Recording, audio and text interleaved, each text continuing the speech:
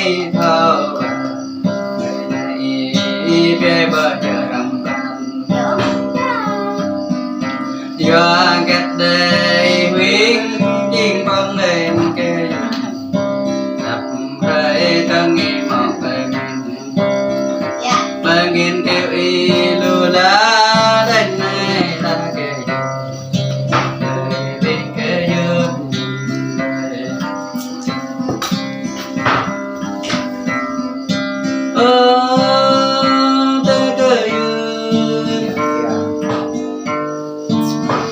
giờ ta bắt lên lao hết nay kề ôm vào ta về hết được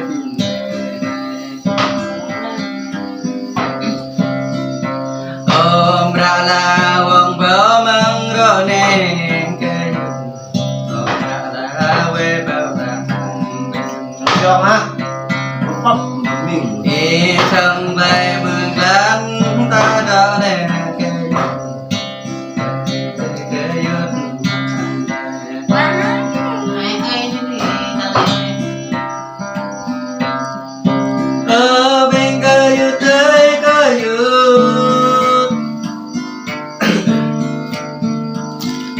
quê ninh cầm rõ ra đây nhà chân tay chân lên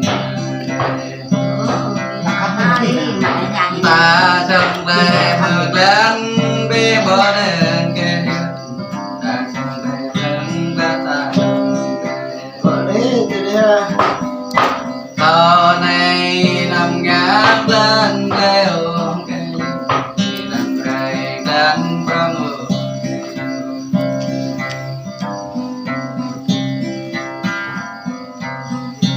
ở bên cây dưa cây dưa có cho để bơ giờ y kéo thâu ở ra mẹ bơ giờ y cô quê cọp rê bơ đứng thâu em cây trường về lắm con thâu có đường khăn rê tôm nữa giờ này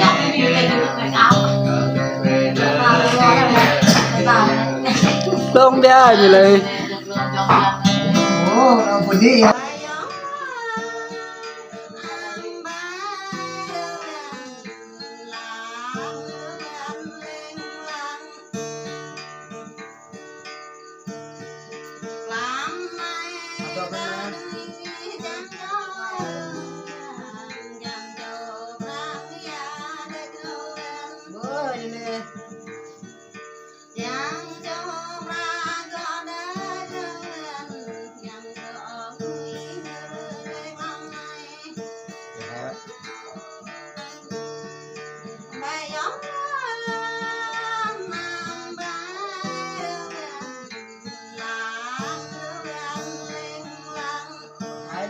nhôm cái này nè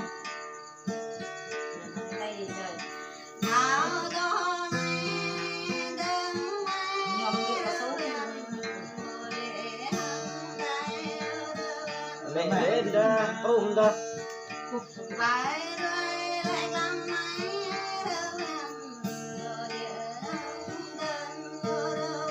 Giờ mới đặt bếp ra.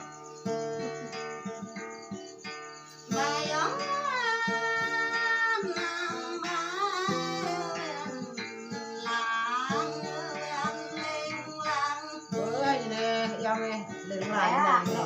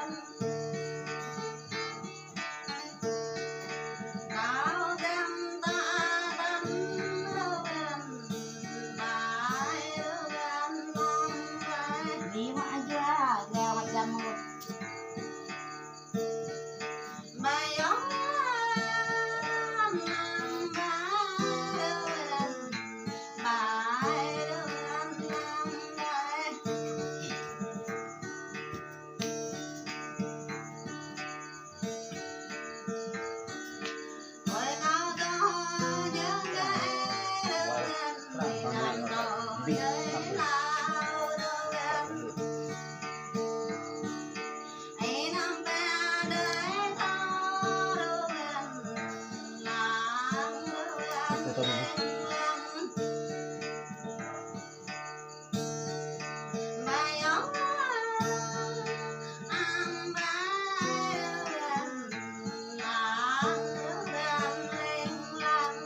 hai cái máy rồi hả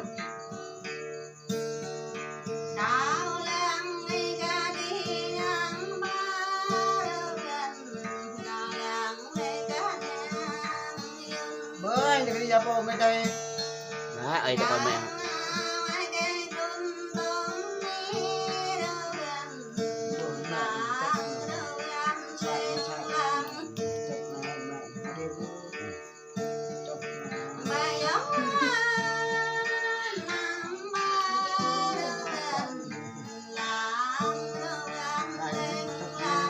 hai cái máy rồi Vâng.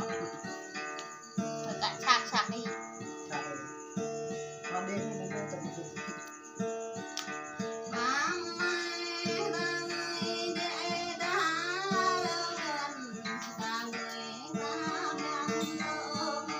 Món nhân dân muốn này nhàng họ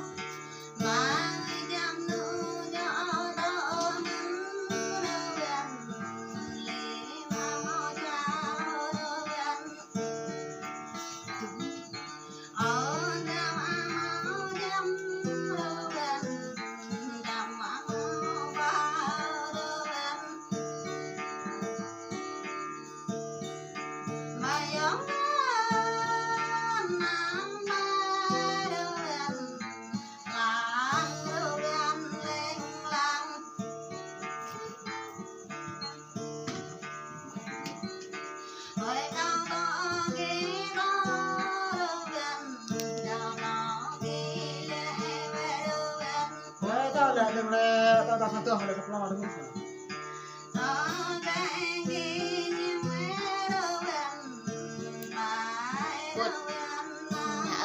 nè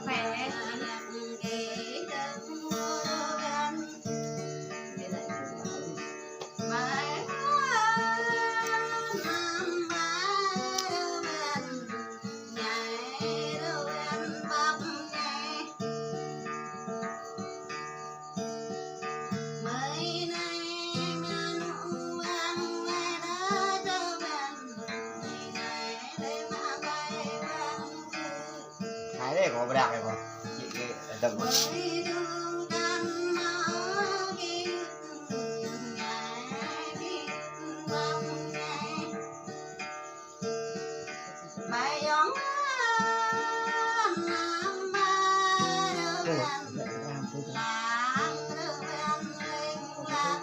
hay quá rồi